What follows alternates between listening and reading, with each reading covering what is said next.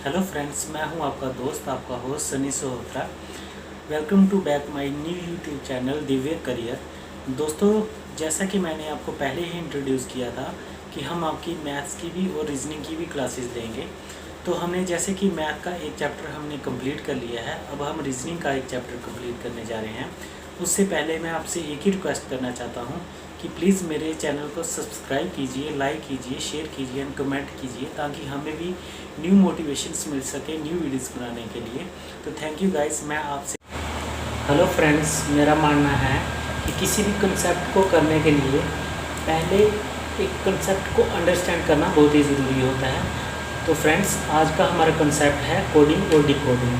देखिए friends, coding और decoding का एक्चुअली में मीन क्या होता है कि the word coding means actually hide.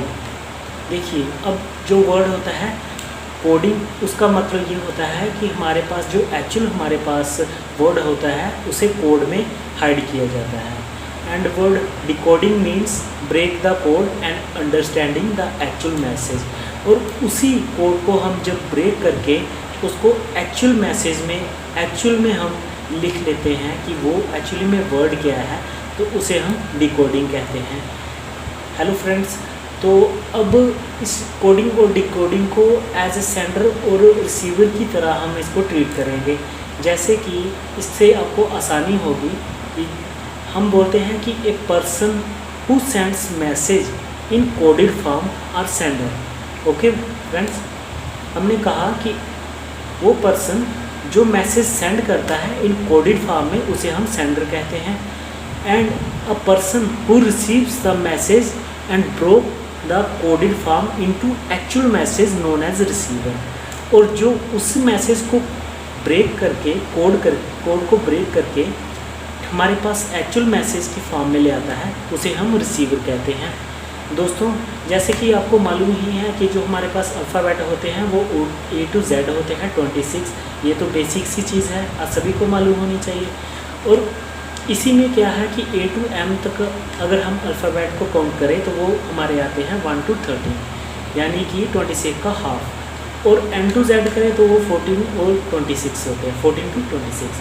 तो इसी का अगर हम रिवर्स पैटर्न करें तो वो आता है A to Z, यानी कि A का रिवर्स है Z और B का रिवर्स है Y, C का रिवर्स है X।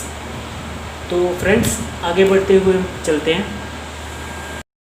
हेलो फ्रेंड्स, जैसे कि मैंने पहले ही आपको बोला था कि हम अगर कोई भी चैप्टर करते हैं तो हम आपको बेसिक से लेके एडवांस तक करवाएंगे।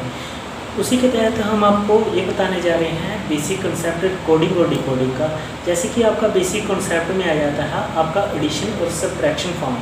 तो देखिए, एडिशन की एक एग्जांपल है और हमें एक एग्जांपल सब्ट्रैक्शन की ली है। वो किस तरह से होगी, जैसे कि एडिशन में यहाँ पे हमने लिया है स्टैंड है UVCPF के बराबर। तो आपका यूनियन किसके बराबर होगा?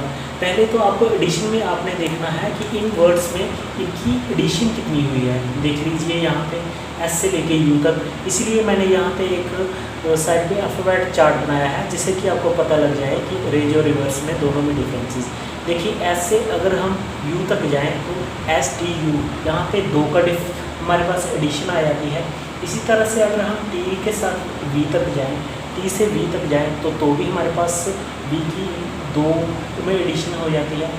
तो देखिए, अब हमें पता लग जाता है कि यहाँ पे 2 की एडिशन हो रही है, जबकि एक बेसिक से करना हो तो 2 करके हम अगर इसको करेंगे तो हमारा ये आ जाएगा। इसी तरह से अगर हम यूनियन को 2 वर्ड्स को और एडिशन करेंगे तो इसका आंसर क्या आएगा?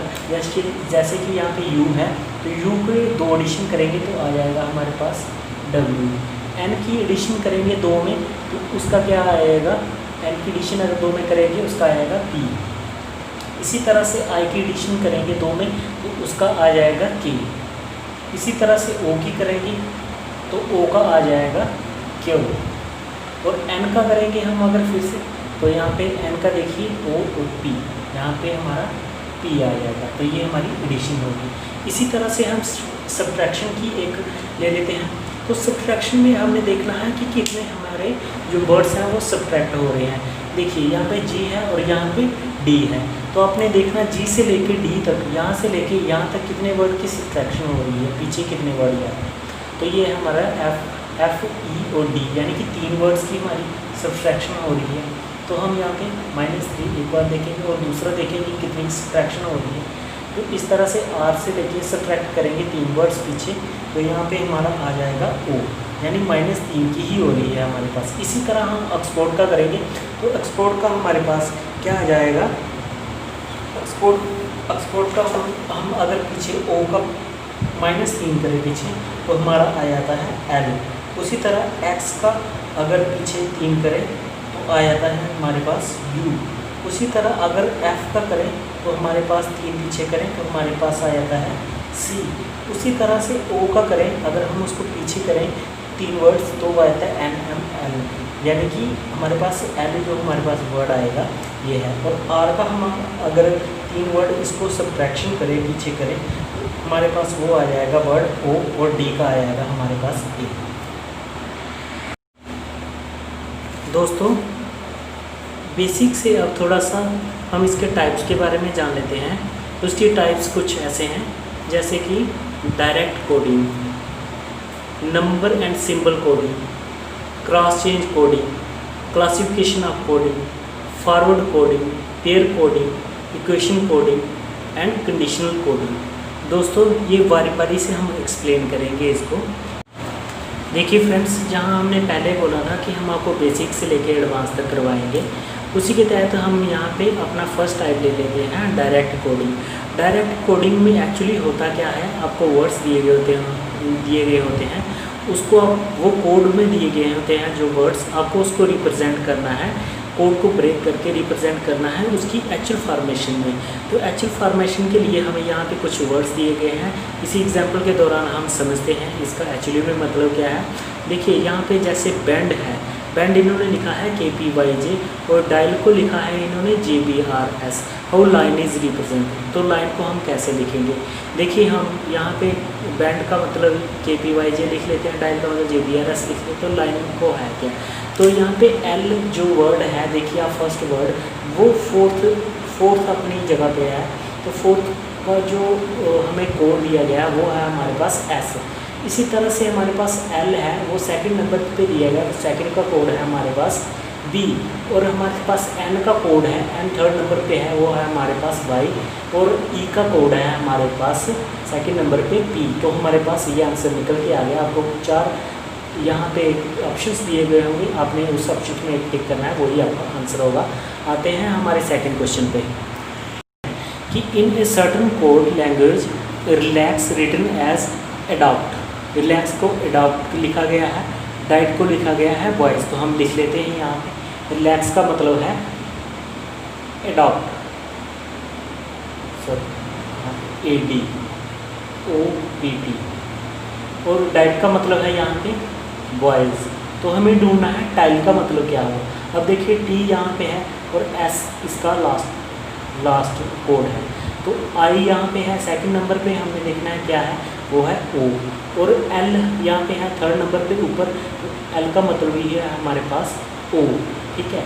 तो E का मतलब हमारे पास क्या है, E का मतलब है हमारे पास Y। तो हमारे पास जो वर्ड बना वो हमारे पास सोए बना। Thank you. अब थर्ड क्वेश्चन पे आते हैं हम सिंबल्स में। फर्स्ट में हमने डायरेक्ट में जो हमने किया था वो था हमारे पास डायरेक्ट, जो हमारे पास वर्ड्स दिए गए होते हैं उसको को ब्रेक करके हमने एक्चुअल फॉर्म में ले आना है। इसी तरह से हमने इसी तरह वर्ड्स को कोड करके नंबर एंड सिंबल्स में दिए गए होंगे हमारे पास कोड, उसको ब्रेक करके हमने एक्चुअल फॉर्म में लाना है। उसके लिए हमारे पास एक फर्स्ट एग्जांपल है, जैसे कि एग्जांपल है चेयर को हमने राइट कर लिया #multiply 1 / 8, और हाइट को हमने कर लिया मल्टीप्लाई डिवाइड 35 और पॉइंट। इसी को हम अगर देखें तो D जैसे हमारे पास थर्ड बेस में है, तो हम इसका थर्ड निकाल लेंगे, इसकी जो वैल्यू है वो 35 है थर्ड नंबर पे। अगर हम E की बात करें तो E हमारे पास फोर्थ है, तो फोर्थ वैल्यू में हमारे पास पॉइंट है। और A की बात करें, A हमारे पास 1 है हमारे पास थर्ड नंबर पे, और R है हमारे पास लास्ट नंबर पे जिसका है हमारे पास R। तो हम यहाँ पे ये ऑप्शन को टिक करेंगे, यही आपका ऑप्शन होगा।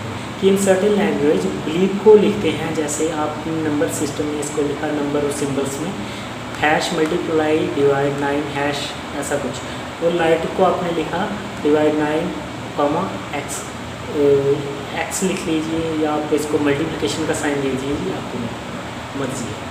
तो ऐसे ही हमने इसको टाइल का डिफाइन करना है कि टाइल का एक्चुअल वर्ड में क्या है मीनिंग। देखिए यहाँ पे टाइल टी है, यहाँ पे थर्ड नंबर पे, तो थर्ड का हमें सिंबल क्या दिया गया है, कॉमा, हमें सिंबल क्या दिया गया है 9, और एल का हमें सिंबल दिया गया है क्या, एल का हमें सिंबल दिया गया है डिवाइड, तो हम इसको लिखेंगे डिवाइड, और ई का हमें सिंबल दिया गया है हमारे पास मल्टीप्लिकेशन। तो ये आपके पास आंसर आ गया। बढ़ते हैं हमारे नेक्स्ट टॉपिक की ओर। टाइप है वो है क्लासिफिकेशन। इसमें हम क्या करेंगे कि आपको क्लासीफाई करना है जो वर्ड आपका एक एक्स्ट्रा वर्ड है या 3 या 4 वर्ड से नहीं मिलता है, ये कुछ कैटेगरीज में भी हो सकता है या फिर कुछ वर्ड्स में भी हो सकता है, एनिमल्स में हो सकता है, इसी तरह से ये हो सकता है। तो इसके लिए हमने एक एग्जांपल ली है, जैसे कि parrot, pigeon, crow, bat and sparrow. ये सब तो एक तरह से वर्ड ही हैं, फ्लाई करने वाले, उड़ने वाले। मगर देखिए पैरेट एक शाकाहारी है, पिजन भी शाकाहारी है, क्रो भी एक तरह से शाकाहारी है, पर एक्चुअली में बैट है वो खून पीने वाली एक मैमल है। बैट का मतलब है चमगीदड़, तो ये मैमल में आ गया और ये हमारे पास वर्ड्स में आ गए। तो बैट हमारे पास क्या है, एक मैमल है, तो ये हमारे पास इससे थोड़ा अलग है, बाकी चारों वर्ड से थोड़ा अलग है, इसीलिए हम इसको अलग से क्या करेंगे, इसको क्लासीफाई कर लेंगे कि ये चारों वर्ड से अलग है। तो ये आपका सोल्यूशन होगा, यही आपका आंसर होगा। इसी की तरह आपको आगे भी क्वेश्चंस आएंगे जो कि कुछ वर्ड्स में भी दिए गए होंगे, वर्ड्स में जैसे कि अल्फ़ाबेटिक A B C इस तरह से।